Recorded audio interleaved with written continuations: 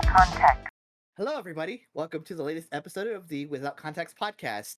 I'm Deca. I'm joined by SharkyHat. Wow, I fucked that up. Identity theft is not a joke.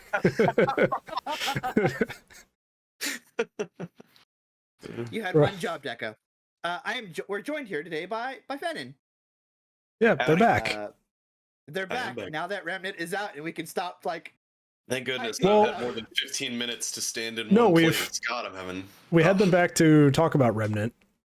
I think after the announcement trailer, we had them on the previously also to just talk game design in general. Couldn't be too specific back then for NDA reasons. NDA reasons. We talked about Haunted PS1 in that community and some of the stuff that came out of that. But we have them back to just talk more game dev, especially now. Remnant 2's been out. The DLC has been released, and we released the Awakened King in I believe October, and most recently we were actually nominated for Best Action at the Game Awards, which was like, oh my god! I did my part. I was angry. You did. I really appreciate the support over the years now, but there's something like.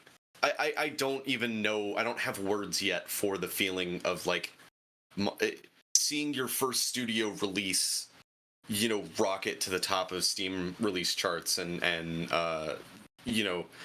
stand shoulder to shoulder with people who are legends in your industry and have been working at their craft for so long to have your kind of first try at it, I guess. Not the studios obviously, but mine personally, be this well regarded has been so fulfilling for me as a developer. And I like our community is amazing and the response has been amazing, and I'm overwhelmed with gratitude, and it's been humbling. God, I'm just going on and on. It's incredible. What's your favorite meme from your community for Remnant so far? Every time we have a meeting, there's a ton of egg themed items in our game, and for whatever reason, anytime one comes up in a meeting, I've just started giggling. I just the word egg just sets me off.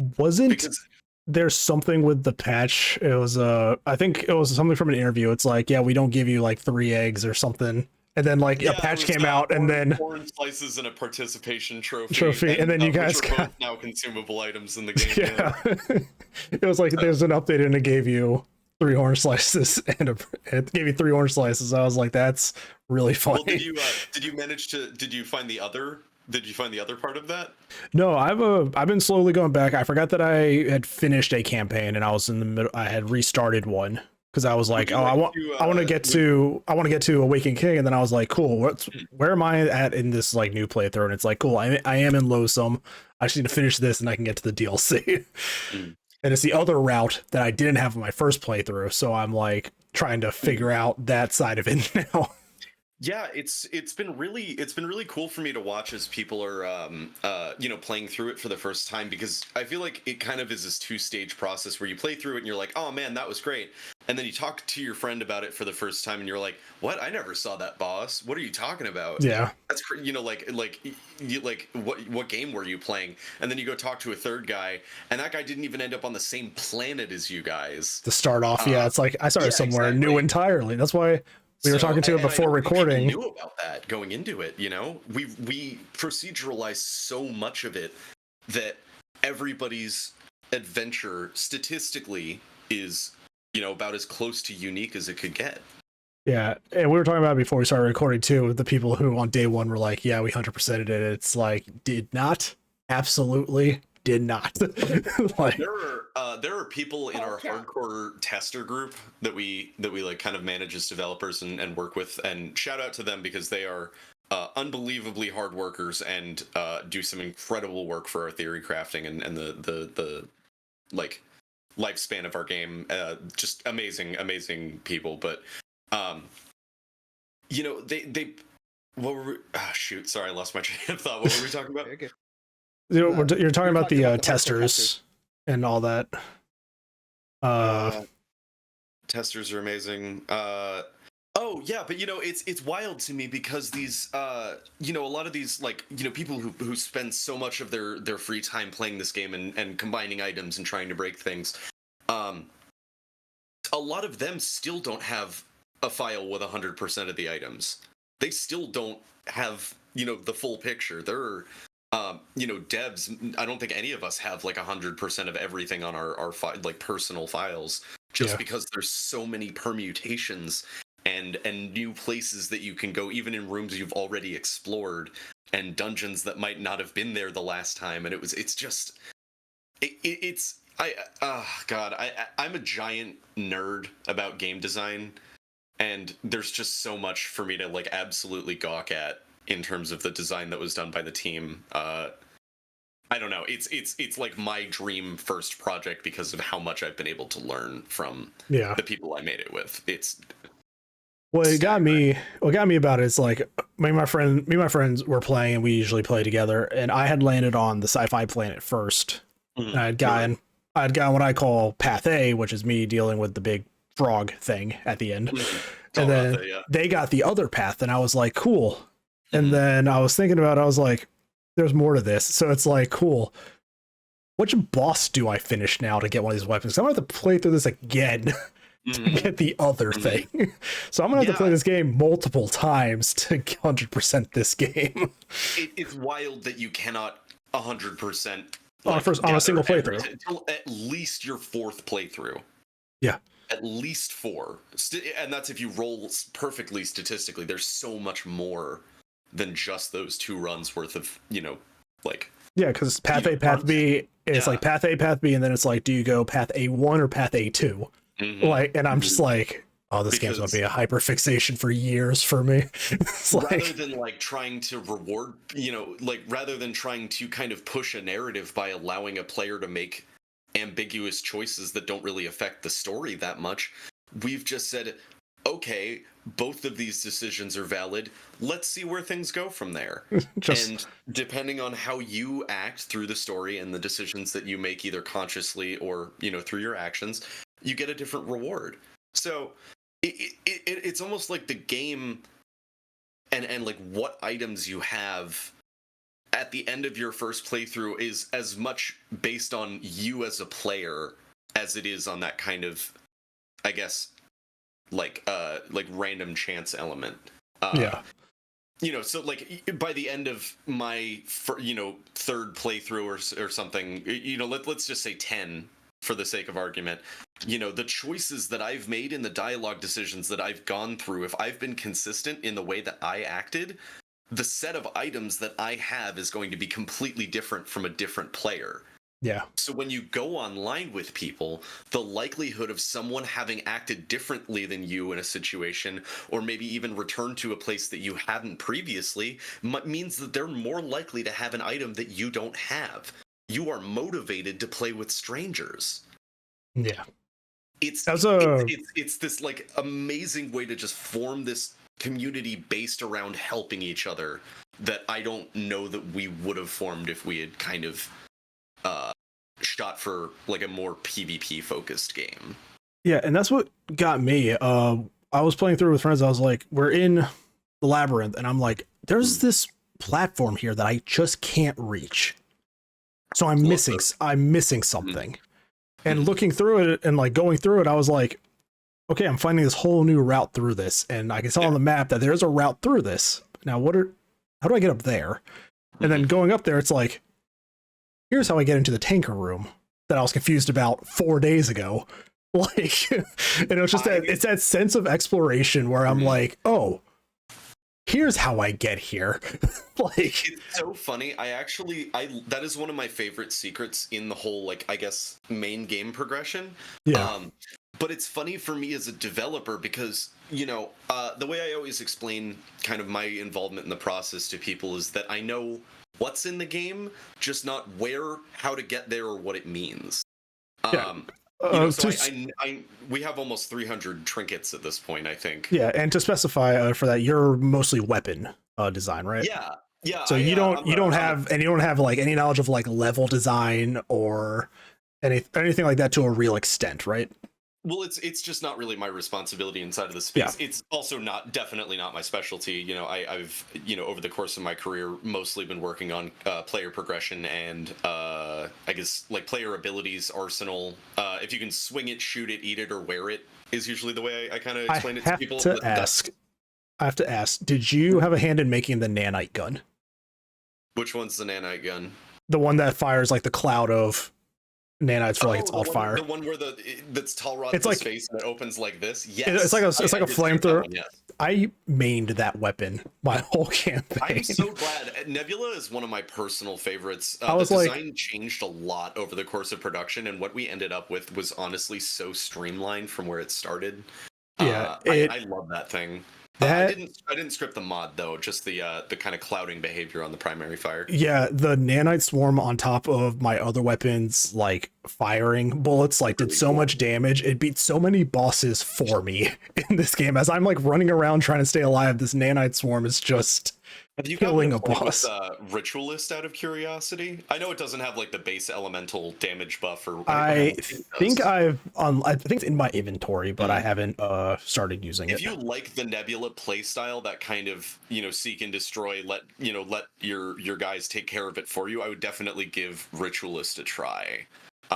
I personally really enjoy playing Ritualist. Like Ritualist has been the thing that I've been playing mostly like when I test. Oh, the class. No, I haven't gotten the I haven't gotten the class yet. Definitely see if you can get your hands on it because it is it's a good time. Yeah, but I mean, Nebula is, I think in recent memory, like it's one of my favorite game weapons. Like it's just so fun to use.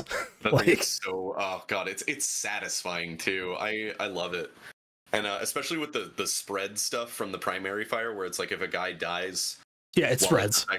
It like blows up and spreads. So you've got that plus, again, if you play Ritualist, you've got Vile, which means it's now exploded onto every guy nearby. But just watching people come up with these like crazy gear combinations that like were completely unintended by us as developers just because we don't, have time to like, be like, oh, is this combination better than this combination? Like, as much as we would need to keep up with the meta and like outpace the meta. So seeing people come up with these, there's a lot of folks over on YouTube who will, devote entire, 20-minute segments to just putting together a build and playing through the story on Apocalypse just to show how busted it is. Yeah. And I mean, there's channels that it's like, there's channels where it's like, that's their channel. It's like, here's how we're breaking Remnant today.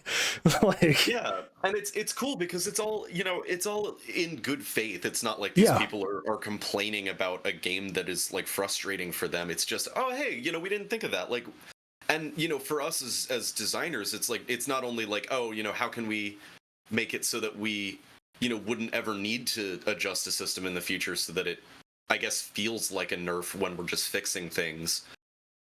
Versus, having thought about that already by the time it, ships and being like, hey, you don't have that problem anymore because I thought of it. Here's 3 fun ways that you can play with what I left behind because that's the fun parts. Yeah. You know what I mean? So then you shave that down to size, you standardize it, and then you make a bunch of items that are relevant to that new mechanic, and all of a sudden, boom, the game's even better. Yeah. So we love seeing this kind of commitment to our game because we love it the same way that these people clearly do. So I don't know, it's just very fulfilling for me as a designer to see that level of commitment. Does it feel kind of like when the game developers watch the speedrunners play and they're like, holy shit, I didn't think about that one. I don't know if I've talked about this on the podcast before, but I am such a huge speedrun viewer. I don't know if there's like a word for speedrun enthusiast. Zoomer. Yeah. Oh my god. Me. We're taking it back. Oh yeah, absolutely. Yeah, that's happening. Unlike Fetch, that is most certainly happening. But it was interesting because I watched what I guess at the time was the world record, which I think was a little over an hour recently. As for Remnant 2? Yeah. What the IGN does this series where they I've seen that. developers into the studio and they'll have them like watch the speed run and be like, oh man, I never thought about it. It's cool. It's crazy how, you know, these completely unintended to be, you know, combined mechanics get, you know, essentially ground against each other and push the limits of the engine. So, you know, as a designer, it's a really cool opportunity for me to engage with I guess these, you know, like all different kinds of players and I guess kind of see how the things shake out, because that's the really neat thing. And I kind of want to like take an opportunity to talk about this if I can, because I think about it a lot. It's a really interesting proposition that you see in modern RPGs in particular, where game designers are more confident in leaning on the collective ability to, I guess, analyze a system that is present in you know, fan communities, but more specifically the kind of folks who like keep spreadsheets with I guess frame data and things like that. You know, people who will you know, sit there and shoot at will shoot at a dummy for hours and hours and hours just to like get the right amount of statistical data to assess like changes in crit rate to make sure that, you know, numbers are what they say they are on the screen. You know, that is the kind of thing that I can't speak for other designers, of course, but I personally find really, really inspiring, because you know, the reason that I kind of got into making games in the first place is that I was really inspired when I was young by, you know, the games that I was playing, PlayStation 2, stuff like that, as well as Flash games as well, because that was one of the big things that made me really want to like get into making games myself. You know, but it's amazing to see the way that you know, YouTubers and news outlets and journalists and reviewers and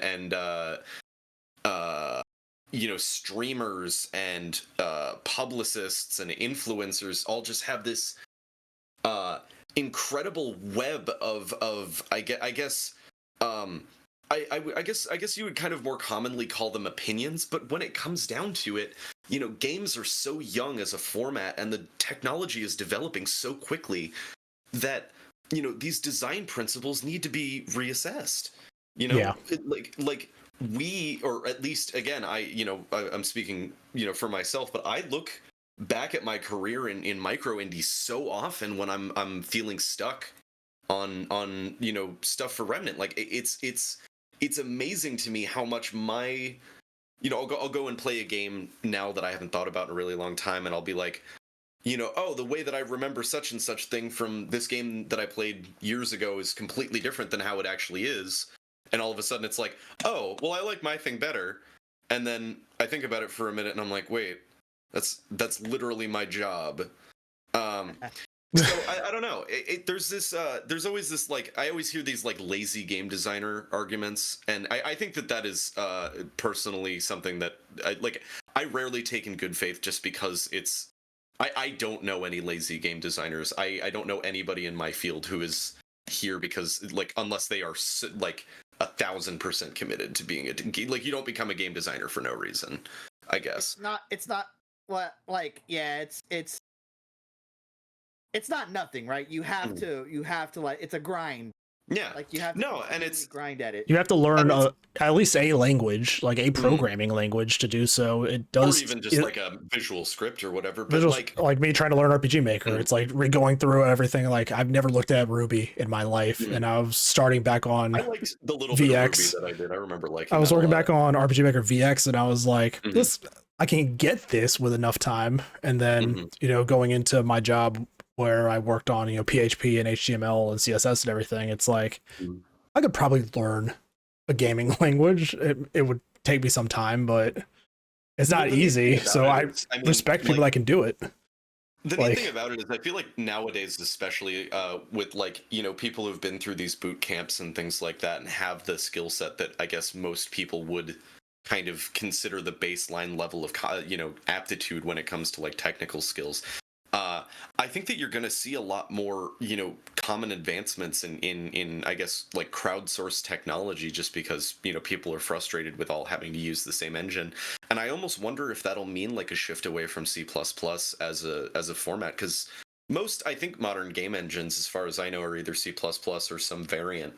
So the idea of game design, I guess, maybe someday getting its own kind of, syntax and constructed language that's built, for the things that it needs to do and wouldn't be held back by, the focus of other modern languages might be really interesting. But for now, I mean, if you're interested in a career in game design from the design side, especially from the like computer side of things, one of the best things you can do for yourself is just learn your programming fundamentals like as well as you can, because faking it until you make it is really not a thing in games, unless your goal is to make money. Sorry, I should rephrase. If your goal is to make is 100% to make the best game that you can, it's going to like require you being more committed to it than an average job. I guess. Absolutely. Sorry, I kind of lost my train of thought there, like mid-sentence, but that's fine. Yeah, it's one of those, like, it's so rewarding personally, but it's one of those, it like balances itself out by just being incredibly stressful and being something that, like, I love seeing the players just like work through the problems that the design work that we did, I guess, poses, and that's amazing. But there's something really, it's like a fascinating experience to have designed something a certain way and have someone just completely not get it. And I feel like those experiences are just as important to learn from as I guess, why something you did felt good as well, because like good and fun are not always the same thing when it comes to games, and sometimes like a doofy combination is really fun to use and is terrible, so you want to do a challenge run with it. Yeah. Law of averages, there's gonna be a terrible combination of items in every single RPG. So why wouldn't you just try and make those bad combinations as fun as possible? Or if I can bring it up, like sometimes go for it. Sometimes the like least optimal way of doing something is also the funnest way, which is why they put in the achievement for just doing plasma cutter runs on Dead Space right from the get-go. It's like, hey, we're going to give you 10 different weapons, and it's like, but this plasma cutter is literally all you need in this game. Yeah, and I think that's one of the really interesting things about it that I've been noticing with the way that communities are kind of forming around games these days. And it's like, I personally fell out of playing, multiplayer games for a very long time because I was playing them with the kinds of people who just like made me not want to play them. A lot of yelling, a lot of just like toxicity, not a fun time. But I'm finding that the communities that I'm like diving into more nowadays are stuff like speedrunning, where it's the competition isn't the point, I guess. The point is the skill expression, and it's the shared experience of like finding a way to like tic-tac over a wall or something like that, together in a Discord chat. So you're starting to see this, these communities pop up around single player games that are, at the end of the day, like a kind of like skill expression, I guess coalition, because it's not even really a competitive process. There's a friendly competition, it's a collaborative process. Yeah, it's like you're still trying to get that record, but at the same time, it's like, hey guys, I found out there's this time skip, and then you share that, so now everybody else is a step ahead also. Because when it comes down to it, the goal is to advance the run. Yes. And when you discover a secret, it helps everybody, because then maybe that if they can take that and find 3 more secrets using that same tech. I love sharpens iron. I love Summoning Salt, dude. A Reddit speedrunner very badly and just like learn how all of our tech works, and this is why that's fascinating to me. This is why I love watching Summoning Salt's videos on speedrunning. He's so comfy. I love his. It's just he's so comfy. It's like for an hour and a half, I'm just like cheering. I'm like, come on, man, you can get this 2 seconds off this run.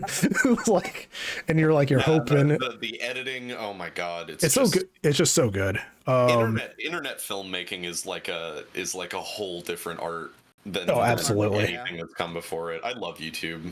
I've always been a YouTube kid. I want to pivot back to something that we had talked about earlier. You had mentioned, people finding out these systems that take the engine to its limit while, you know, doing all this stuff. And it's like, oh, this is a fun combination. We didn't predict this to work like this together. That part. What's your thought? What's your opinion on, like, what should devs do for that? Because I'm going to speak for my time playing Destiny. Whenever somebody found an optimal thing in Destiny 2, whenever it was like, hey, this is how these mods interact now, it's this huge, like, boost to everything. People can just run through all these activities, and then they're like, we're going to nerf it into the ground. Yeah. So I am in I'm going to say a different, it's like an apples and oranges comparison when it comes to Destiny as a game. I mean, that's online. It is, it does affect players too. It's not just the environmental challenge. Yeah, exactly. And that's where I was actually going with that. And I think I've never personally played Destiny. It's just not. I've stopped it. It's burnt me out. Like strong opinions. I just I've never been like a live service gamer. It's just it's not the kind of project that I follow. But you know, oh shoot, what were we talking about? Destiny. In terms of like the what you were saying in terms of like how do you maintain an ecosystem without nerfing things into the ground. I again can't speak for any other case than my own, just because I don't know what it's like to be in, you know, this is my first office job. But it you know, it's been really interesting for me kind of watching I guess like older games. Hold on, sorry, I've got an itch inside my nose. Like I said, I can't speak for any other developer than myself, because, you know, like everybody's got their own spin on things. But like for me anyway, I very much feel that one of the best ways to kind of keep a game's momentum going and to I guess create an environment where the player is able to, you know, have those continual like in my opinion, the goal should always be to create memorable moments instead of an even ride. I guess if that makes sense. It does. Considering our game is largely procedural, I think that focusing on those kind of individual, I guess we call them like points of interest, has allowed us to kind of, I guess, the way you'd think of it in like a movie scene where it's like, you know, you have a scene transition where a guy goes around the corner and the camera cuts. You know, that exact moment of transition is something that I feel like our game does very well, because it's had to practice that so much by, you know, sealing those seams together. And God, I keep losing my train of thought. You're talking about like all over the place today. We did have you like come home and sit down and just hop onto the podcast. So you were talking about the scene transition. You know, but it's interesting because I feel like I believe it was one of our principal designers, Cindy, talked about this in an interview at, I think it was like Gamescom or something like that, where she was talking about how there are inherent drawbacks to both traditional set, I guess what you'd call it, level design, and something more procedural, you know, up to and including stuff like Binding of Isaac, you know, and Enter the Gungeon, stuff like that, where it's, you know, all tiles all the time that are just, you know, held together with a door. But, you know, one of the things we really tried to consider and learn from with our first project was where those things do particularly well and where they fall short, and how, you know, how those two different styles of game design can really complement each other and create I guess you know, more of an even ride while not sacrificing that feeling of exploration and that constant feeling of discovery. Because, you know, you get stuck in you get stuck in story mode, and all you have to do is generate a new adventure mode campaign, and you can go grind for resources for as long as you'd like, and then you come back, the boss is still the same level, and you know, wipe them out. You know, I think that we managed to cut out a lot of what I'd describe as run back from a kind of more traditional RPG system, where you have to spend your XP, I guess, in that kind of broader Souls-like genre that is kind of just widening by the day. But Yeah, I don't know. It's an interesting it's design just perspective. I think it might just be easier to do like in a single player game. Thinking about now, like if it just happens like, oh, we didn't catch this during testing, where this weapon and this mod have higher than intended effects. It's a single player game at the end of the day. Exactly, and that's that's where I was headed with that. Basically, is that because we don't have to consider the experience of using a weapon both against an enemy and another player. Yeah, you just have that, or I guess it would be this hand. You just have that PvE experience. We don't need to essentially consider the viability of weapons against each other in the same way. You're not dropping into PvP with that same effect, and it's like, why aren't we just using this weapon now? Like exactly, but like when it comes down to it, if you have a PvP meta, it's gonna, time to kill is going to be, I guess, the primary thing. It's something I noticed a lot when I used to play like Call of Duty, way back in the day. TTK is the main focus for anybody who's theory crafting. It's like this gun kills somebody faster. It's in Destiny. It's like you have auto rifles, you have shotguns, but it's always the hand cannon because it's 2 bullets to the head will kill you. Everything else has to. The op in Counter-Strike is another good example. But I think that is just a merit of the format, and that's again totally fine. But CS:GO's not an RPG. No. I think that as an action RPG with those kinds of like stat scaling elements and build crafting and I guess a lot more in-depth control over the way that your character functions and moves and what they can do and things like that. When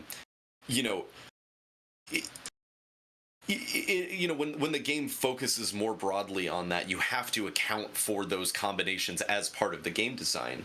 So I did my best anyway, like while I was scripting things, considering combinations of different rings, things like that, to say, okay, while I'm doing this, what does this system benefit, I guess. And if I was a thought that kind of came up for me in development was that at the due to the way that time flows from from 1 second to another, crit rate on a per second basis will always synergize with fire rate, right?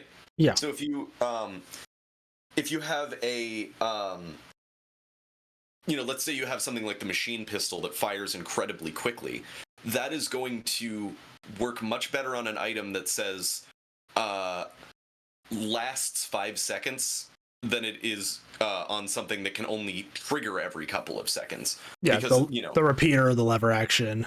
It's like you put those weapons against each other, that machine pistol is going to have more chances of benefiting from exactly, because at the end of the day, more bullets come out of it in a single second than something like the lever action where you have to cock it in between each shot. But by that same logic, things like a single load cartridge or a single fire rocket launcher, more traditionally like the Sure Shot, the single fire pistol, things like that, benefit more naturally from a cooldown, because if you have one hard cooldown that lasts 1.5 seconds, it doesn't matter how many bullets you fire in that time. Yeah. So all you've effectively done is given yourself another proc of that item over the course of its lifetime by not firing another bullet. So I think that and then what you create a couple of each, and then the system grows. And then from there, you say, okay, here's these choice items that work off of something that's not supposed to work with these items. How can we make this stupid combination, if not good, then at least fun? You know what I mean? Because again, good and fun are not always the same thing. Yeah. I had a question of like, and this is maybe something just like I haven't played a whole lot of Remnant 2 yet. Do you guys utilize a GCD? GCD? Cooldown? Like in MMOs? In regards to what, like item use and things like that? Item use, like your ability usage and stuff like that? Infrequently. Our skills are on a reducible cooldown system based on your build and depending on what items you have equipped. And and then our mods, which are your like weapon attachment, essentially your underbarrel shotgun type thing, are generated by violence. I like to say you get ammo for your mods by continuously dealing damage using that weapon. Yeah, substantially the primary fire of your weapon, but it also charges off of other kinds of mod or damage, except for like other mod damage. But again, there's circumstances where that works, and you can generate mod power off of mod damage, but that's a whole build. You know what I mean? Yeah. Yeah.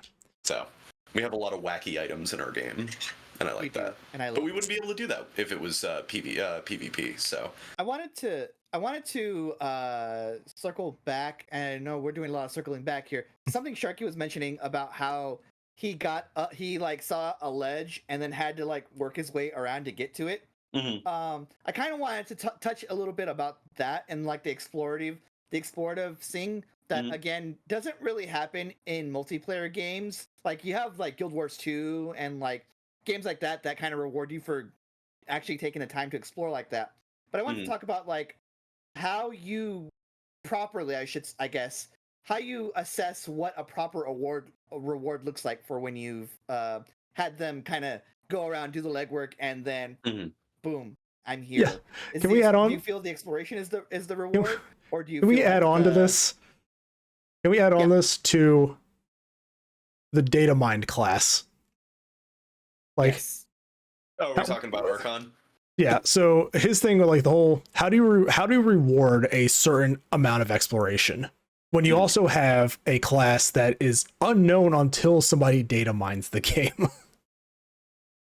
I don't know how much I can talk about that process internally, but it's interesting to me that there it is factored in, like the I guess the coolness of a reward, as you would kind of put it more broadly, is is not only defined by how difficult it is to get by, but also how many, I guess, playthroughs you would need to get some of the items that you would need to get that item. So if it's something that you can't get, you've cleared out every puzzle in a room, but you beat a mini boss that you just hadn't come across, and because you had something from their arena, all of a sudden a trap door in the floor opens and there's a sixth thing in there.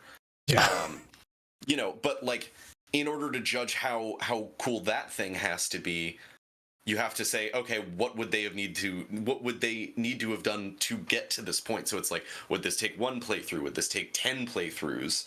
Right.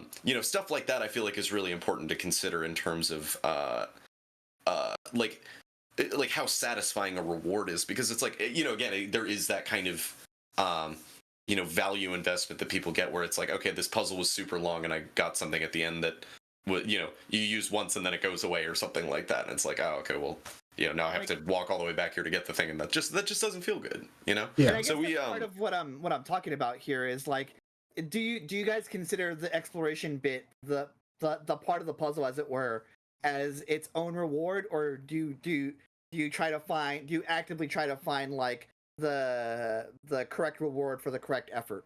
I would say like the checkpoints. It's like you've done your exploration. Here's the next little clue to keep pushing you along. So that's an interesting question. That's a side of the development that I'm not super involved in. That comes more from the kind of quest and like level design folks. But I can say in terms of the gear, I've made a concerted effort in the work that I've done to try and like tie things together in that way and make it so that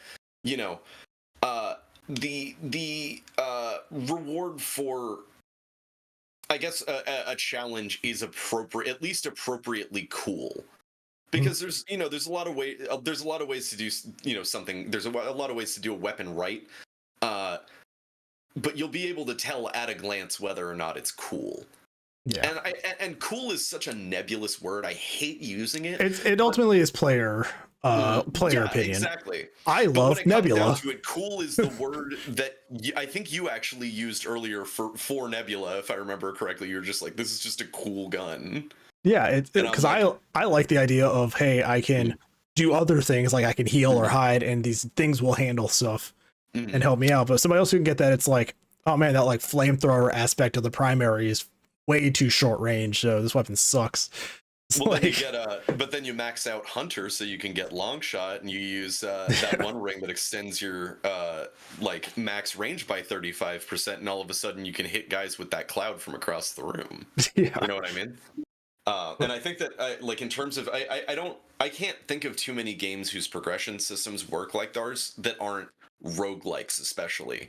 And I really hope that that's something that people see in our game and enjoy, is that, you know, I think it really does take a step sideways, you know, and pull, I guess, a lot of design know-how from, or at least in my work, when I was working on the weapons and things like that, I was making a point of, you know, playing games that made me think. One of my, I think I've mentioned this before, but one of my favorite kind of like lunch break games, I guess, is called Peglin. It is a Peggle RPG. It's doing super well on Steam now, and I'm convincing myself it wasn't because of me, but shout out to Dylan for making something that I was almost addicted to for some time, because it's just fun. And when it comes down to it, fun is an incredible resource as a game designer, and a lot of people undervalue it in the design process. And when it comes down to it, it's like, yeah, sure, something might be a little overpowered, but if it makes me jump up and down and giggle like a goblin, and I made it, like, I don't know. I think that's the kind of thing that games shouldn't shy away from necessarily. And I think that kind of embracing the I guess broader benefits of the game design format is something that I try to do with my work anyway. But I have like I don't like to speak for other developers. I would argue even if something was like underpowered and it was fun and made you like giggle exactly like a maniac, like it would still be like it's challenge run material. Exactly, yeah. But that's what I was talking about with speedrunning earlier. Is it's like things that are fun but not good necessarily have a place in video games as a I guess community medium now, and I think that that's really cool because you know, when it comes down to it, it extends the lifetime of a game, and it also extends the conversation around it, you know? Like, when it comes down to it, a game could be incredibly difficult, but if you use the right, you know, like, combination of items, all of a sudden you're breezing through it, you know? Yeah. I found that recently with, congratulations to everyone over at From Software, the Best Action Award is very much deserved. I've been playing Armored Core the last couple of weeks, and it is unbelievably fun. I just started playing it again. Good. I reinstalled it, trying to get back into it. I just finished the S rank arena missions. I'm most of the way through the game, I think, and oh my god, I like right at the beginning of the game found like was, you know, changing my build every mission, and then at one point I just found out that if I don't take Assault Burst with me, like anything in that slot, I can fit 2 rocket launchers and 2 miniguns and still be at lightweight. So all I do is just I saw somebody constantly. It's so fun. I love it. I was watching somebody that I watched a stream play it, and they put together what they called the Joe Swanson build, where it's the tank treads and double miniguns and double stun needles. So it's just, there's like, hey, this is the hardest boss in the game. Be in about a minute and a half. Like, I have so many. I have a friend actually whose Twitter I can send y'all, who is an unbelievable mech artist. Who I don't know if he has like what the size of his following is or like what work he's done necessarily, but like we're just Facebook mutuals, and he happens to be an unbelievable mech designer. And, awesome. If it's who I'm thinking of, Mons? Yeah. Yeah, he's unbelievable, but it's like I feel like I'm almost a little bit spoiled looking at his drawings sometimes, because I'm just like stuff like the two like almost like moped or what's it called, Segway looking treads for in you know, like things like Armored Core. I'm just like, oh man, I wish there were more wheel options that weren't just like a car or a tank. But the selection in that game is like really, really impressive, and my armored core felt like a ninja by the end, and that's all I was really looking for. Very cool game. Very cool game. My memories of Armored Core from when I was a wee child playing on the Pizza Hut demo disc. Demo disc. And hey, Gen Xers, do you remember demo discs? So I was mad because I've been putting together. Do you remember demo discs? I've been putting together my PS1, PS2 collection, and I went and picked up Dino Crisis, and I was like, "Yeah, dude!" And I've been playing Dino Crisis on my channel, and this game has been mentally kicking my ass. This game is not like I remember it. It's actually harder than I remember it. I wanted to talk about that a little bit, actually. That's what I was alluding to. It said I didn't see this thing here where it's saying includes a demo disc for Resident Evil 3 because I like getting the full. I like getting the full like setup whenever I buy my games, and when I figured out that this did not have the demo disc, I was actually kind of upset. So now I've been trying to find the demo disc on eBay just to throw it in. I was like, But I wanted to talk about that because I started playing another Armored Core again as an adult, and much like you with Dino Crisis, like this game punched me in the mouth. Like, what the hell? I can talk about some of the PS1 games I've tried to replay for my channel, some of the PS1 and PS2 games, and I'm like, the ruby tinted glasses have flown off. This is not this cannot be the same game I played when I was 8, like crushing it. There are games that hold up. There are. But when I picked up my PS2 and started playing more classic games, I wanted to play Darkwatch again, which is a game that I speak. The like cowboy vampire. The cowboy vampire shooter? Yeah, I picked that up after cool. I did Evil West on my channel, and I was like, I remember like horror cowboy. We need more of it. It's like one of my favorite. We need more weird aesthetics. We need more Weird West. Yeah. But I'm like, I remember Darkwatch being awesome because it's also by Ravensoft, who eventually went on to do Call of Duty. Yeah. So I was like, cool, let's put this in. Well, Raven's been around since the 90s, right? They did a lot of like offshoots of like Doom clones and stuff like that. But I get like an hour and a half in the Darkwatch, and I'm like, this game feels awful to play. And I was like, so I'm not going to do this anymore. And then honestly, I'm kind of starting to understand the fascination with a lot of these remakes lately because I haven't had a lot of time to sit down and play games for a very long time, and I hear a lot of people kind of being very frustrated with everything being a remake these days, and like I get that, I feel that, I understand where those criticisms are coming from, but with games in particular, I feel like especially around the kind of PS1, PS2 some games could benefit. Yeah, because when it comes down to it, games were so much younger as a medium that there was a lot of design information we just didn't have. Yeah. So being able to re-experience something and imagined for what it could have been through the eyes of people who care about it a lot is a huge opportunity for artists like me who care very deeply about things, and video games in particular. And I don't know, it's like I'm hoping that it leads in a I care a lot about this thing direction so that we can see games at their best. It's a Capcom thing. I know it is. Why is Square cancel and O select? Instead of it being X and triangle like every other PS1 game. I literally am only used to that because I played Kingdom Hearts rabidly as a child. I'm gonna go back and replay Final Mix at some point in the near future, and I cannot wait. But we're talking about game design earlier, and the thing that is pissing me off the most about this game and kind of like having me toe this line of, do I love this game still or do I hate this game now? Is the fact that unlike Resident Evil, where if you clear a hallway, you clear a room and you have to go back and forth, the zombies are gone until the next big event happens. And then things will start to, respawn in as you go to new areas. Yeah. These dinosaurs just are there every fucking time. Always there. Does it give you like infinite ammo resources to deal with them at least? I struggle finding ammo on there's normal and that's rough. Okay, so there's normal and there's easy. I'm playing on normal because that's the intended experience. There's a continue system. First of all, if you die 5 times without having like a self revive, the game's over. Like it's an arcade game. Okay, that's cool. I forgot about that originally. So I was like, that's unbelievable.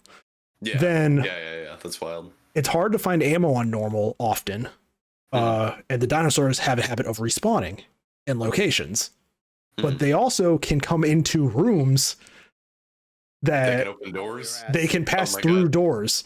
Opposable thumbs.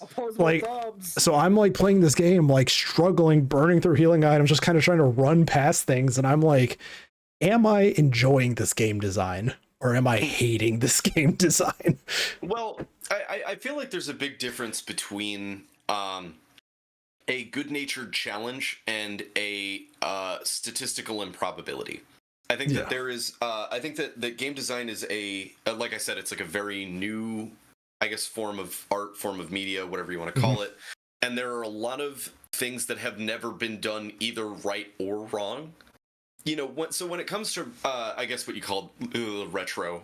God, is that PS1 and PS2 at this? I'm old. They are considered retro at the. I am putting together a retro collection. I'm 34, man.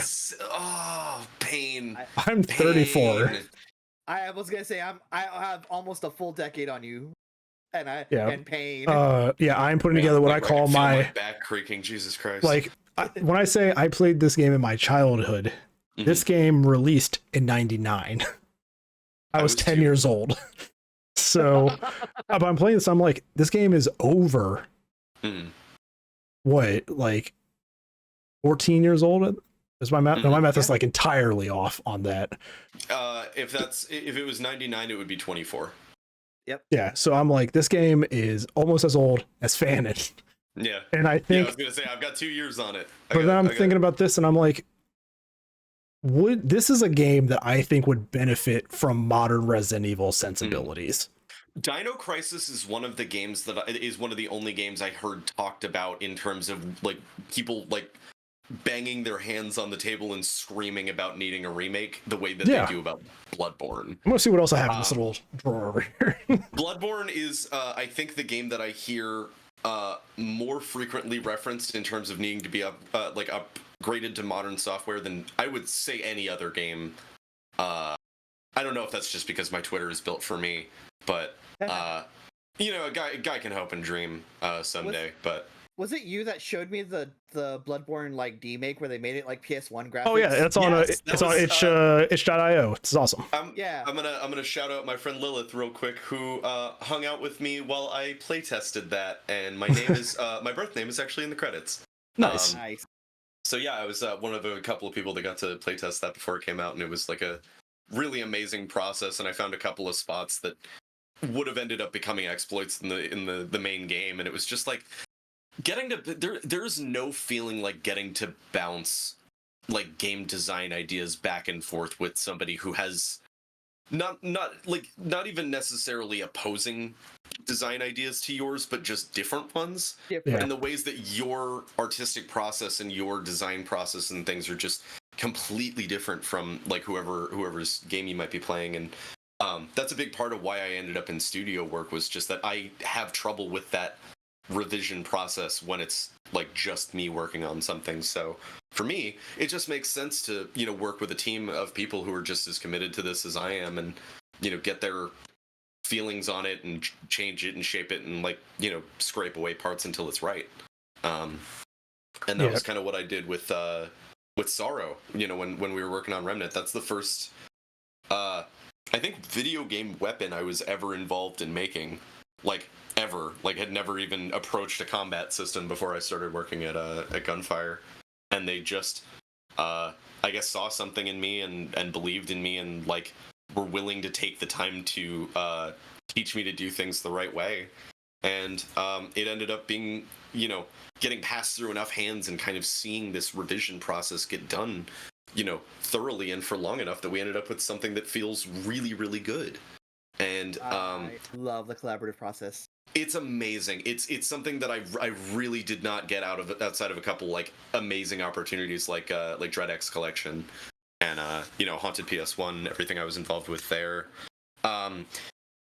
It's just you know, it's like there's something to being able to be like, hey, I have an idea, and having someone be like, here's what I think about that you really just cannot get on your own. And that's why I feel like social skills and networking and things like that are so important in games as an industry, is that you know, you're going to be locked in a room with these people for several years and hopefully not start to hate them at any point.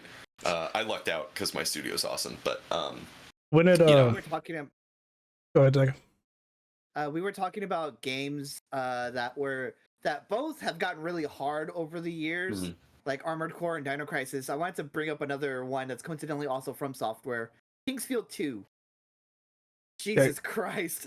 It's one of their hardest games, but it's also like this is the prototype of everything that would become the Dark Souls that we love.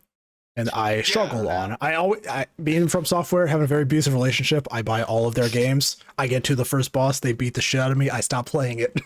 So... I got stuck on Balteus the first time I played Armored Core. If I'm being perfect, I just didn't have the time to sit there and be like, all right, I'm gonna change my build 6 million times. I haven't gone back since the nerf. Sell stuff back to the back to the store for the same price. So also, just a little side that, I feel like it would have just like. There's a little side thing. I forget I actually have the physical disc of this when it first came out. Like, you are the second person I've met other than my college roommate who has a physical copy of that game. Man, I really want that. I really want that Save the World mode, but they're making so much money right now on everything else that I don't think I'm ever going to get it. So I will say, as a designer, Fortnite is like a game that I have studied in the past, just because I feel like they're, regardless of how you feel about it personally, there are things that the game does very, very right from a design perspective. And, again, like I was talking about earlier, it's like, even if it's a stinker combination just by the merit of something, just not going well together automatically, like as long as you can make that like still a fun experience for the player, they'll keep coming back for it. And I think that that's something that Fortnite does really well. I mean, I've gotten back into it, that kind of cool, innovative player experience. Yeah, I've gotten back into it in the last few weeks. Like I've played a little more frequently. I haven't played it in a long time, but I don't know. Talking about recently, as you all know, we just had the Game Awards, and a game like Baldur's Gate won Game of the Year, and I can only imagine the madness that went behind that whole design process. But then you have a game like Alan Wake 2, which I'm currently playing right now. But I want to understand, like, if you were a studio, because I played Alan Wake 1, which plays completely different from Alan Wake 2, and I'm like, how do you even approach like saying, how do we change an engine? And do we like fully commit, or do we change a style and fully commit to this, knowing that it's going to be different from what people expect from us? Well, I've noticed a really big trend in the industry since Doom in particular, like Doom 2016 was the first time I noticed it personally. I mean, this is like, I'm also not like, I'm up to date on a lot of video game stuff now, but I was very disconnected from, I guess, the medium growing up, because I wasn't allowed to play a ton of video games. But the first time I really noticed it in like a modern context was the way that they approached the Doom remake, Doom 2016 specifically. Because when it comes down to it, it's like there's a lot of ways that they could have made that game. Like, especially considering how absolutely like packed the Doom modding community is, and I am so thoroughly blown away by, I guess, the greater boomer shooter community in general. But I've Doom in fallen back in love with it. Like everything that comes out of that community, I play or put on a wish list. It's so that in the survival horror community, like there's a bunch of old PSX style survival horror games in the pipeline, and I'm like, just all of it. Just give me all of it.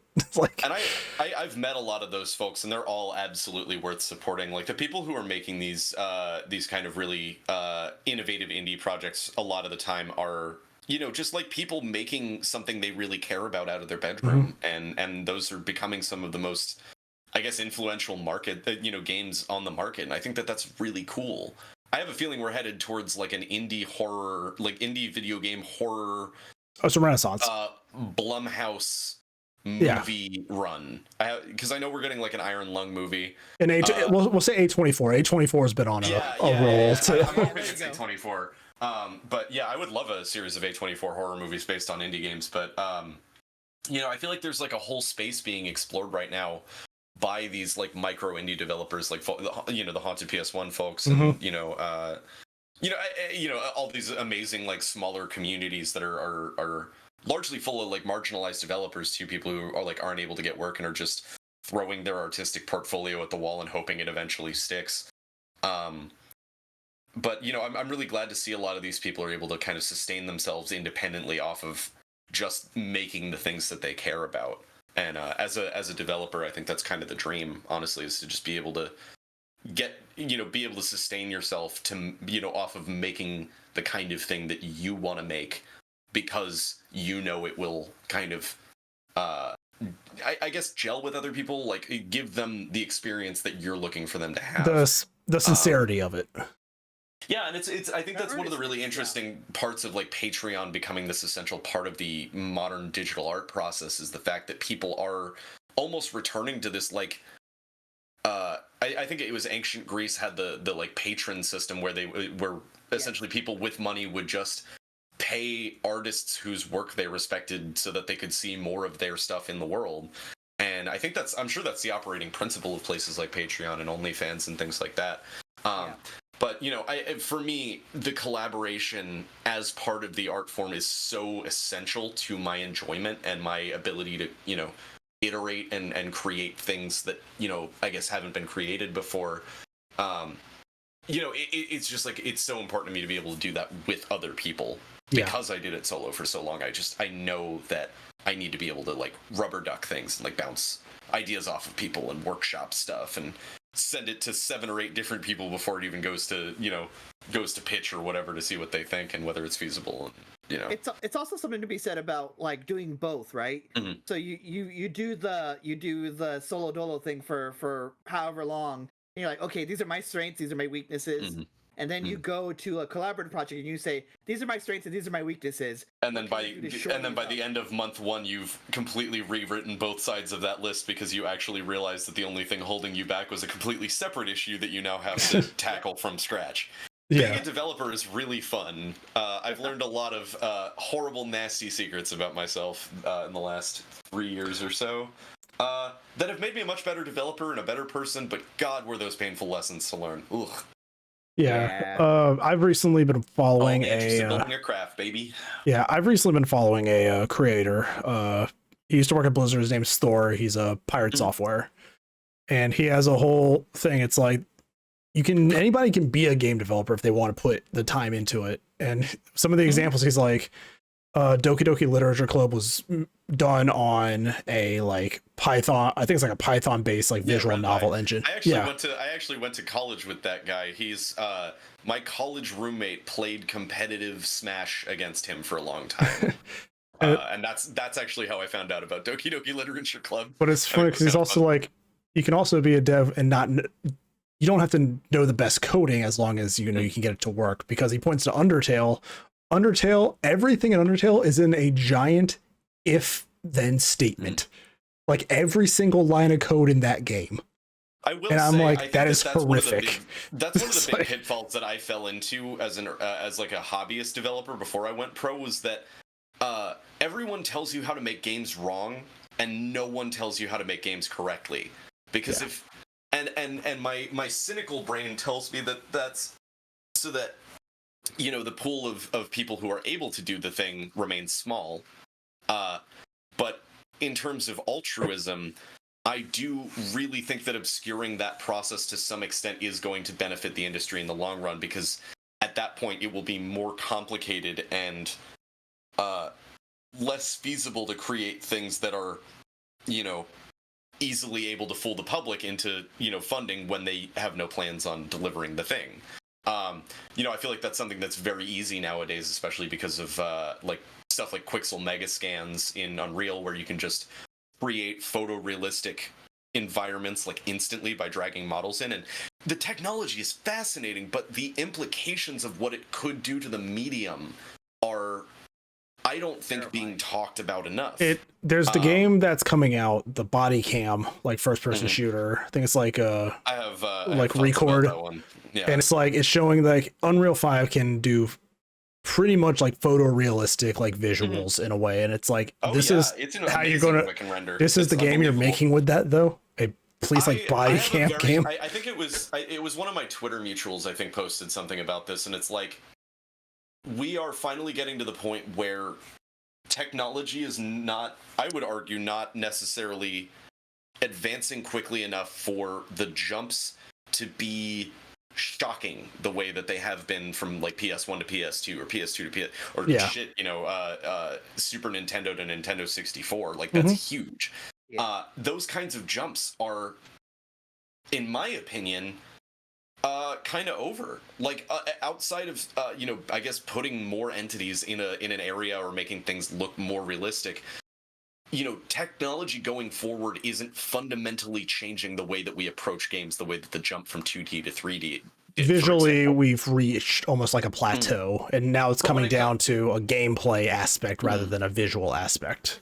But where, like, recreating someone else's movie one-to-one would be, objectively plagiarism, those same kinds of design rules I don't think are as productive when it comes to work in the games industry, because when it comes down to it, the player is an essential element of that design.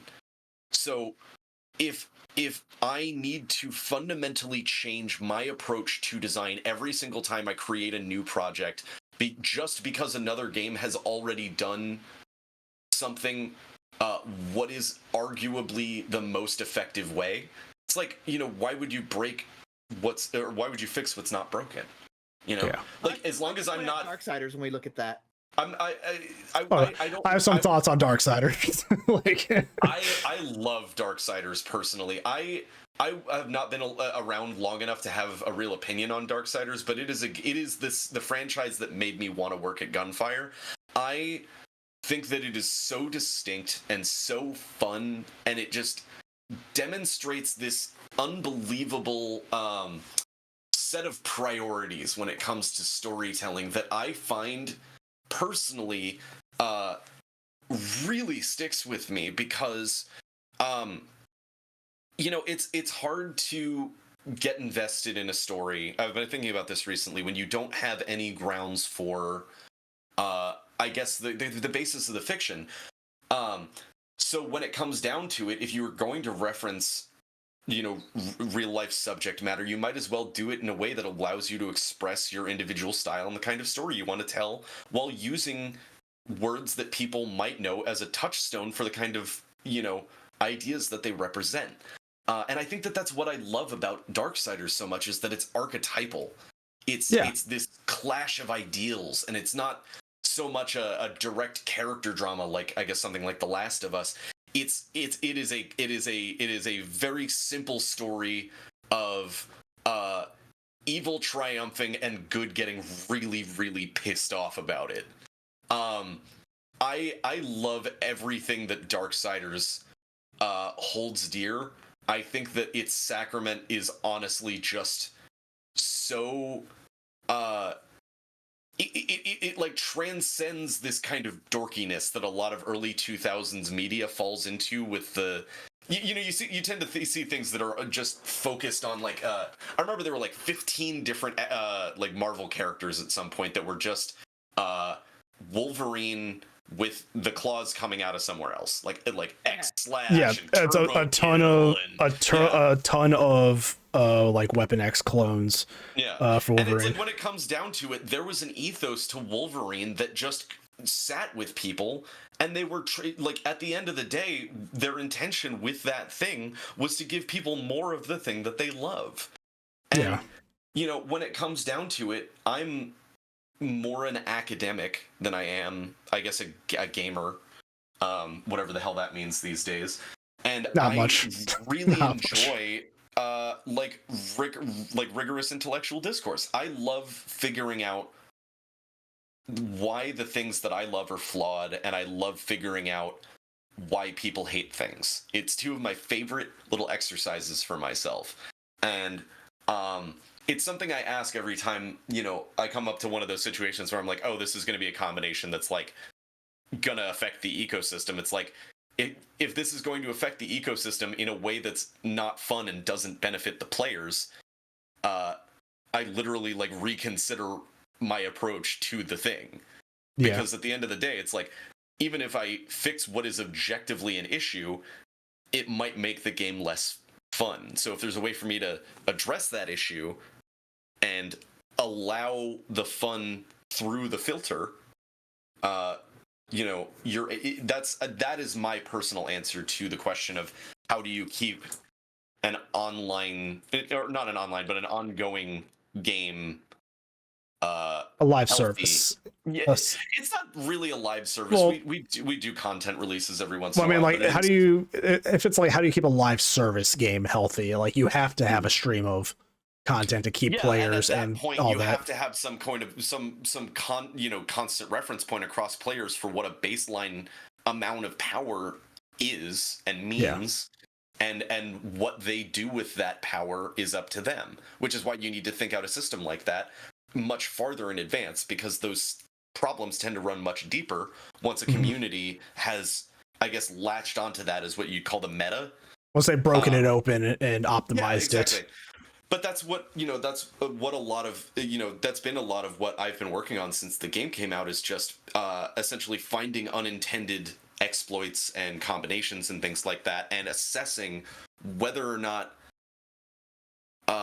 or how I can essentially facilitate the player having the most fun possible, while still addressing the issue in its entirety. Like, if it's an issue with the way the system is designed, I am more than happy to assess it as, here's where the fun of this issue is, and here's how we address it so that stays.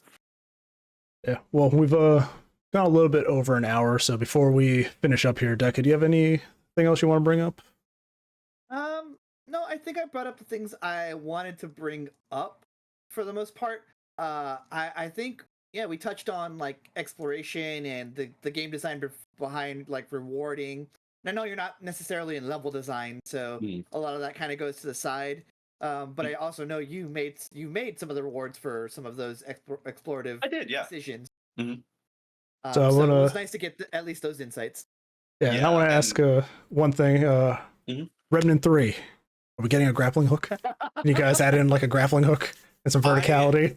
I can make absolutely no comment on that whatsoever, but I personally am a huge, like, I don't know if I've talked about this on the podcast in the past, but any game that is able to enthrall me with its movement alone will have me hooked for hours and hours and hours. Because the way that I see it, for example, is Blue. I think it was Blue Point's Valley. Is a game that is like maybe 3 hours long, and that everyone should play because it's great. Because I want to say, man, Remnant 1 nailed like the RPG. Remnant 2 made the gunplay and everything feel a little bit better. So now all we need is that movement for 3. So I'll keep that in mind. I can't make any promises, but I'll definitely keep that in mind. Put on a sticky note, put it in the like kitchen at the studio. I'll go right on the board. Just Sharky wants a grappling hook. You just get that. You get that. What do you call it? The movement things from Attack on Titan. Yeah, the 3D maneuver gear. Yeah. There we go. Grappling hook. Fantastic. Names on the board. Let's go. Hell yeah. Hell yeah. But yeah. I touched on everything I wanted to.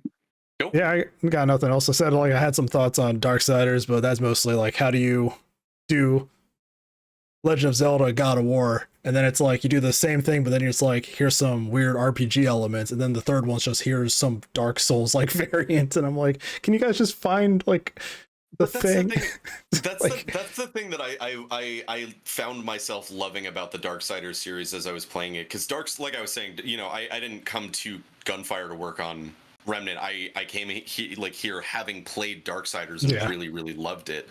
And I think that it was that priority on knowing what it is about games that the people at the studio really love, and being able to hook into that kind of thing. And then, again, it's like what Doom 2016 did, you know what I mean? Where it's like, I love, let's say like, like I was talking about movement, Yeah. So when it comes down to it, it's like, if I'm going to design an item that's fun for me, I'm going to throw something together like Tomb Dweller's Ring, where it makes it so, like, the more you vault over obstacles and stuff, the faster you run. Yeah. So it's like it motivates you to traverse areas in interesting ways in order to gain the maximum benefit from its use. So even if it's a little bit clunky to get started, it gives you one of the best movement boosts in the game, as long as you are willing to lean into it. Yeah, and I think that's kind of the core of Remnant, and that's like the fun of building it. That's another game. Doom knew that it got better with movement, and they added a grappling hook. So just saying. My God. Saying. Honestly, the meat hook is genuinely one of my favorite video game weapons. I think it's such a good idea. I could talk about Doom forever. We're going to have this on record. This is episode 65 of the podcast. Just if Remnant 3 has a grappling hook, I'm going to link this and say I did it. So it's my other favorite fun fact about myself is that my dad paid part of his college tuition winning Doom death matches. Fantastic. During some point in his academic career, and I think that it is quite literally in my blood to be doing what I'm doing. Yeah. I mean, we've done. I mean, I think all of us here have had some kind of history with just gaming in general, outside of just our personal enjoyment. I mean, Deca and I ran running league tournaments in the actual game development field.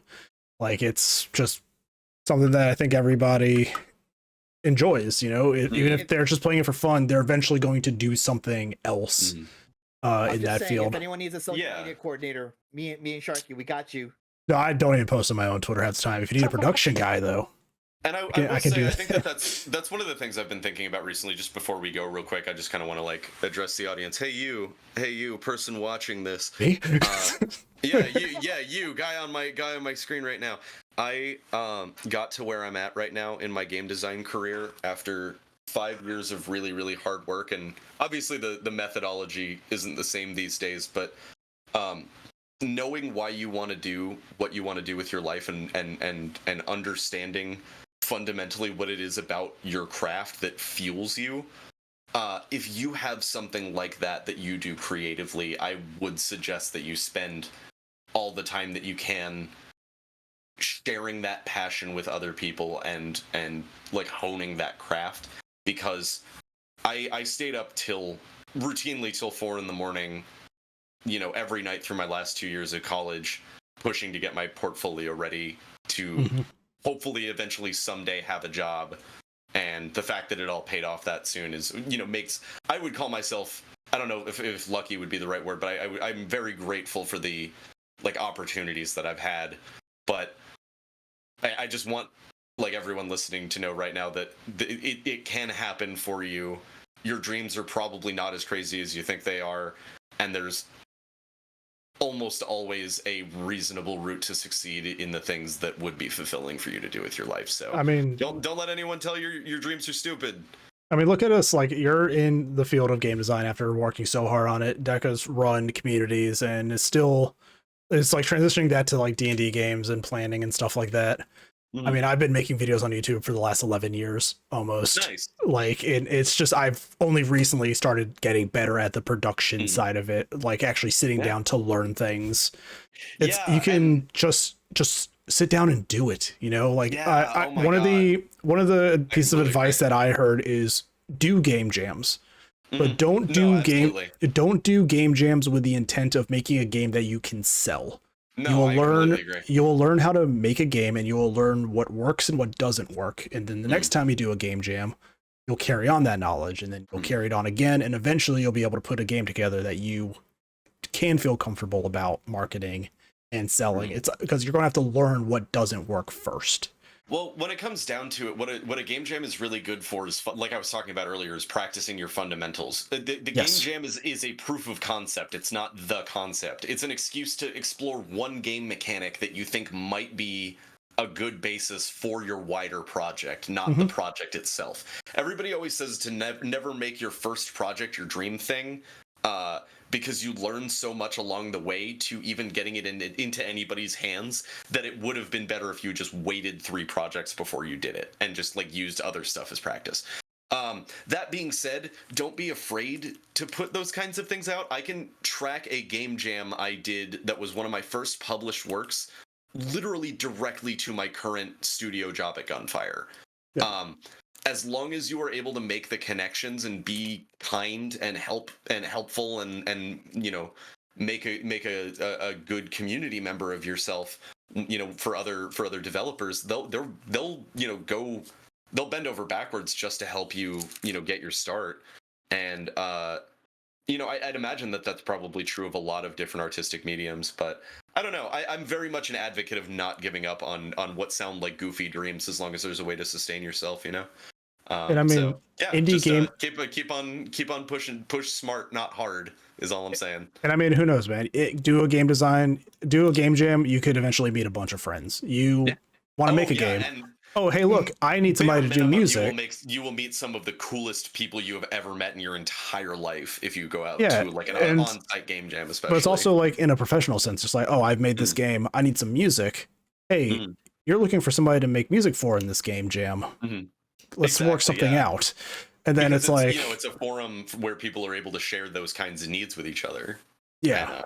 And the collaborative process when it comes to micro indie is like unlike anything I've ever experienced as well, but like in a completely different way. It's just like camaraderie to the nth degree, and a lot of unbelievable like auteur like game making gets done in those kinds of spaces. It's very cool. I think it just comes down to the belief of don't be afraid to fail, because if you fail, you haven't failed at doing something. You just found out how not to. And also, what is failure? I mean, even if you make something that is you've learned something, margin, like a crap game, it might be somebody's favorite game out of the entire jam, because that kind of game is what they were looking for. Yeah, you know what I mean. So don't be afraid to feel like you didn't accomplish a lot. Then it's like, hey, you finished a game, did something, and as long as you are learning from it, it is never bad. Yeah, like if you learn, you're not wasting your time. There is no bad art, just art that expresses. Feelings that are less refined.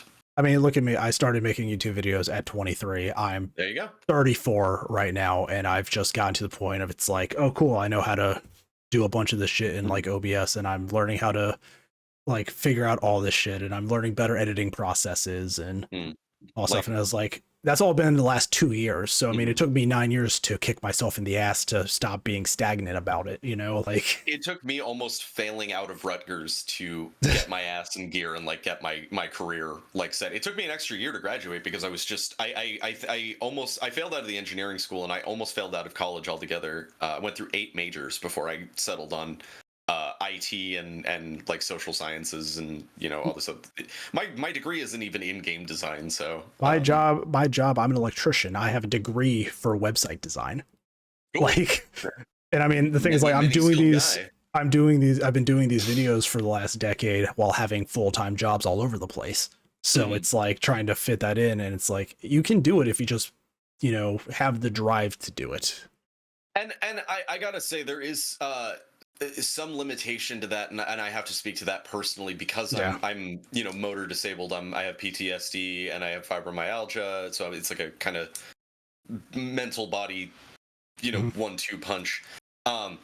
There is a point, burnout is so real and is so dangerous. You gotta take care of yourself. The absolute like run killer when it comes to careers in game design, because if you're not hyper vigilant about making sure that you're taking time to relax and doing things for yourself, you won't know when you're burnt out. Yeah. It's not like I'm burnt out now. It's like you're just there.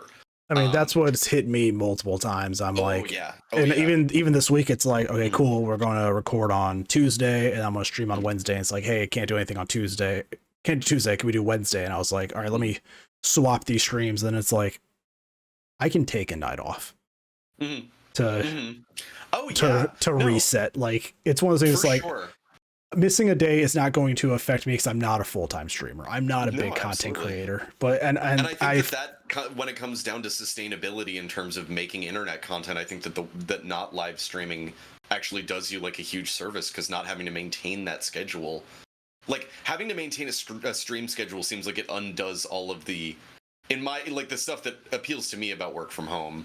Yeah, you do have to push yourself being on a set schedule, to be fair. I don't think naturally. So I mean, anyway. I try to do weekends. I try to do it for 3 hours. I know that if I go above 3 hours, I start just sitting here and like not feeling the urge to talk to anybody, and the stream's like energy just drops. Yeah, I remember I would get to around the 4 hour mark when I was streaming like the demo disc and all of that stuff, and it's exhausting having to keep up. Also, having to like. You've talked to me like outside of like a camera space. I don't really change that much. Like I don't code switch super hard. Oh no, I don't have a lot of energy too when I'm on live stream. Like I'm a very relaxed. I can't imagine having to maintain that like, hey guys, how you doing? Like whoa, like thing all the time. It's just so not me as a person, and I don't know. I pride myself I'm on amazed by people who are able to keep that up. It's just so not me. I pride myself on not being that kind of person. You guys come in, it's like, I'm not going to be a comedian. I'm not going to be one of these full-time streamers. I'm a guy sitting on the couch next to you playing this video game. That's the energy that I'm going to bring to the stream. So yeah, no, I mean, and that's totally fair. See, it's funny for me because I'm the opposite. I'm always like wearing myself ragged, trying to like be at full energy for everybody all the time, especially when there's like a camera on me. But I don't know if that's just because I grew up around the internet and I'm like, oh, yeah, camera's always watching, haha, Truman Show or whatever, Show. Gen Z mindset is a nightmare, surveillance state, whatever. But yeah, I don't know. It's just been like, I've kind of been aware of that forever, and it's just been like a factor in my whole life. I've been thinking about that a lot lately, actually. The topic of state surveillance is where we will stop. Oh my god, yeah. Please don't let me start ranting. Oh my god. To the NSA agents watching this podcast, thanks. You guys have been awesome. This has been the No Context podcast. The Without Context podcast, y'all. Tune in from the van outside my house. Yeah, so I mean, I always love having you here, Fannon, talking game design. It's fantastic. Such a good time. I love hanging out with y'all. Maybe the next time, maybe in 4 months when we get you back on, I'll probably finish the DLC by that time. Yeah, and I mean, if you're always welcome to ask me like build questions and stuff, because I love hearing about people's like kind of process of like finding items and swapping them out and stuff like that. So if you have any like cool finds that suddenly made your build, I'd love to hear about them. Absolutely. Either here or over on Twitter at Fannon Valentine. Haha. Self promo. Yeah. As always, Fannon's links will be down below. I'll probably put your Twitch and also your itch.io page if anyone wants to check out your older games. You guys can find me down in the link tree. I do live stream more frequently now during the week. We're currently playing through Alan Wake 2. It is fantastic, but oh man, that is a long game. So don't worry about my links. You get their 2 links. Yeah, I have a Deca that I haven't updated in forever. Yeah, and you have half a D&D campaign on this YouTube channel. So yeah. But yeah, I'll get another half. Also, if you're watching this podcast, Deca and I also do a wrestling podcast that pops up at least once a month based on pay-per-views and everything with our friend Xavier. Really cool guy. We'd love to talk wrestling with him. And yeah, so Fannon, thank you for joining us. I know we invited you back months ago, but things have just been kind of hectic, so it's nice to finally have you here. I keep getting grabbed by the ghoulies every time I try and hop on a call with you guys, and then I disappear for another 6 weeks. But that's showbiz, baby. That's showbiz. Yeah, but finally, it's great to finally have you here with us. Absolutely. I would love to like come on like literally whenever y'all want to have me. Been trying to like live life a little more and work a little less. So I'm always happy to hop on for an afternoon and just talk shit. Absolutely. I have a dream of actually being because I've been to your house before, actually going to your house and just like recording from there. Totally. Just like different rooms. It's funny. I've been like, I got in my head a long time ago about like, like, oh, you don't have enough interesting stuff to say to start a podcast, because everybody you've been on 4 episodes here. I think you have enough interesting things to say. Yeah, I'm like, the more I think about it, the more I think it talking about stuff is something I just love doing. So like, yeah, no, that's what I'm saying. Anytime y'all want to have me, I'm more than back when I played Magic the Gathering. This is definitely like the kind of the kind of crew that I would sit at like 2 a.m. at a Denny's with and just like talk about stuff. We've started. If I could trouble you to bleep this out, it's just like I don't want to dox myself. But fiance lady. Well, before you go, we'll just end the podcast then. Oh yeah. All good. Right. It has been. This always happens. We're always like 3 hours later, and it's like no, because I think if we're getting into more of like the personal side of it, we'll end the podcast here and just talk about that off camera. So thank you all for watching. All the links will be down below. If you're watching this on YouTube, we have it on Spotify and other audio mediums. If you're listening to this on an audio medium, we do have a video version here on YouTube. So you guys can listen to us in your car ride or at your computer or whatever. And yeah, I think this is the last episode we'll have until the new year. Finally, so this is the year-end episode with you, Fannon. Since well, I guess I'll see you guys next year then, right? Yeah, and it's just like same thing. It's like, we're gonna get Haley on. This is the end of the year episode, and then like after we finish that, you message Justin. You're like, "Hey guys, I can get on." Hey guys, it's Sunday night, and I'm really manic. Do you guys want to talk about video games for 3 hours? And I'm like, we can get him on. He'll be the year-end episode. So. Oh, always glad to finish off with a bang or whatever. So, hell yeah. If you want to have me back in like 3 weeks for the first episode of next year, let me know. Absolutely. Bookends, baby. So, thank you all for watching. We'll finally let you all go. Take care, everybody. Have a great holiday season. Have a safe new year. And we'll see you all in 2024. Take care, everybody. Bye.